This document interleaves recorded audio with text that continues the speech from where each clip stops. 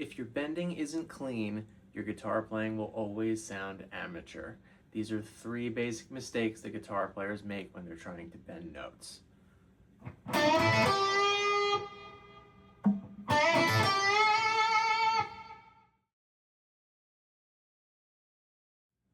So the first bending issue is you have to properly hit a target note.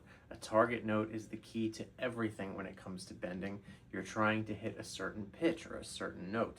You can't overshoot that note, and you don't want to undershoot that note. So for example, if I were to play a riff and bend the note too far, it's a little out of tune, it's not quite right. If I was to bend not far enough, it's still a wrong note that we want to fix. So the point is, what is the target note? In this case, I'm bending this note, which is a G on the B string, 8th fret. The target note is a whole step away, which is A on the 10th fret. So I'm bending the 8th fret to make it sound like the 10th fret. Target, bend to the target.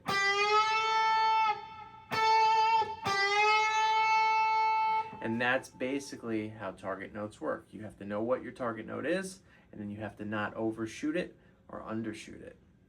To practice your target notes, some things that you could do is exactly what I just did. Play any random note on any string that you want, and then move back a whole step.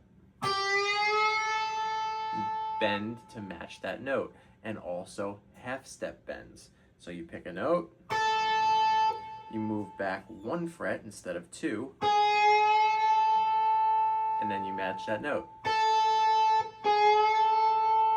So a big part of bending isn't just the muscles and the fingers and the technique, it's your ear. You have to use your ear to match that pitch. So the second issue that people run into with bending all the time, and I've had to coach a lot of students through this, I see it all the time, is when you bend with a certain finger, or in this case, let's say the 3rd finger, that means that you want to use fingers 1 and 2 to help support that bend as well. So at no point should a bend look like this with your 3rd finger. You're relying too much on that little finger to do all that work. It's squirrely, it's unreliable, it won't be consistent. To make it more consistent, you get some extra muscle from the other fingers. If you're bending with finger 4, use fingers 1 through 4. Bending with 3, use 1 through 3. 2, 1 through 2. The only finger that kind of breaks that rule is finger 1 because there's nothing behind it. So if you were bending with finger 1, you kind of have to just use your hand, the twisting motion of your hand. That's where it comes from. Usually bending is not so much about having strong fingers, it's about using your hand. And that finger is the one that breaks that rule. So if I was to bend with 3 fingers when I'm using my 3rd finger for a bend, that will be much more consistent and much more stable. And that way, the previous issue of hitting the right target pitch will be much easier to correct. So the third issue with bending, and this is the one that's probably the most advanced, the first 2 ideas have to be pretty under control to make this work, is a lot of times when you see someone who's a little uncomfortable bending up to their target, and then they're always either keeping that note static with no vibrato, or their vibrato makes the note either push away from the target too flat or up too sharp.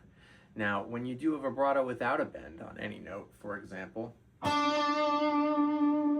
you have a center pitch, and you're just trying to keep that center nice and steady and wiggle the string around it. But that center has to be strong. And the same thing will apply when you do a bend. You bend to your target, and now when you put your vibrato on it, you have to try to keep that center pitch.